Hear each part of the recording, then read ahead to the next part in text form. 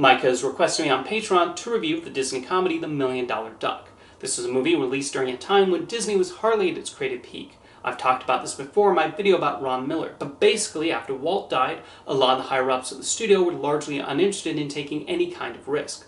They kept trying to guess what Walt would have wanted, and apparently the idea of what they thought Walt wanted were silly comedies, often involving hijinks with animals. So while the rest of Hollywood during the 70s was hiring these young filmmakers with exciting ideas, Disney stayed largely stagnant and produced mostly safe family fare. One of those was $1 Million Duck, which admittedly did have a concept with comedic potential. The film centers around a scientist whose duck is hit with radiation and is unable to create eggs with gold yolks. Does hilarity ensue though?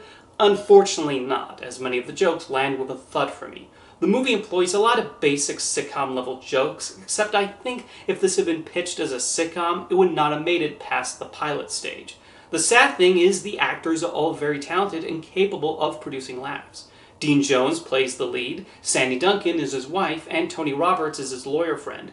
Roberts gets a few chuckles from his line readings, but those are the closest thing to a laugh in this movie. This is a movie that thinks the sight of Dean Jones barking at this duck is the height of comedy, so they do it again. And again, and again. We get a lot of the expected gags of people falling down and getting wet, and these don't amuse much either. The movie also ends with a big chase, and despite all the chaos that ensues, I did not find a single bit of it funny.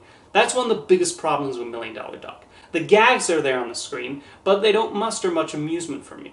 What doesn't help matters is how unlikable the characters are. The only one I found even remotely likable was the duck. We're mostly watching these largely selfish individuals running around and making fools of themselves, and then the film tacks on a sentimental message at the end about putting family over wealth. A message brought to you by the Walt Disney Company.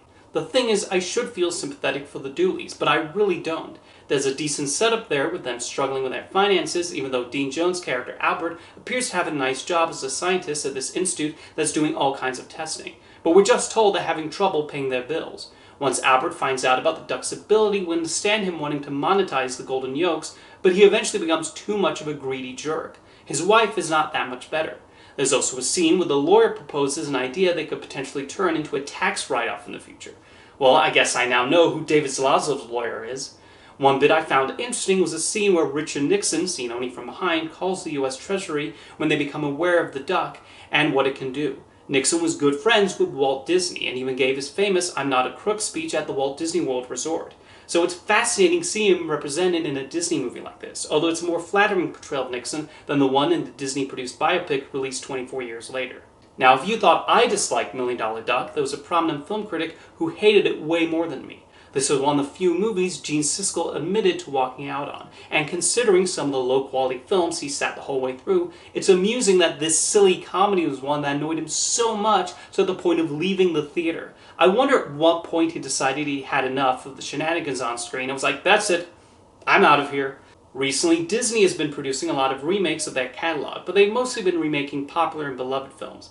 I think $1 Million Duck should be remade, and the filmmakers who would be a perfect fit for it are the Coen brothers. Seriously, the premise is already like something out of a Coen brothers movie, as we follow a bunch of idiots making outlandish decisions for greedy reasons and how things escalate out of control. The difference is the directors of Fargo, Raising Arizona, and Burn After Reading would likely make something funny, witty, and clever out of the concept of $1 Million Duck.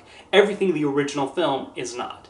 As you can tell, I don't think very highly of this movie and find it one of the naders of Disney's film library. But maybe you disagree and you have a fondness for it. If you've seen $1 Million Duck, let me know your thoughts in the comments, and thank you for the request, Micah.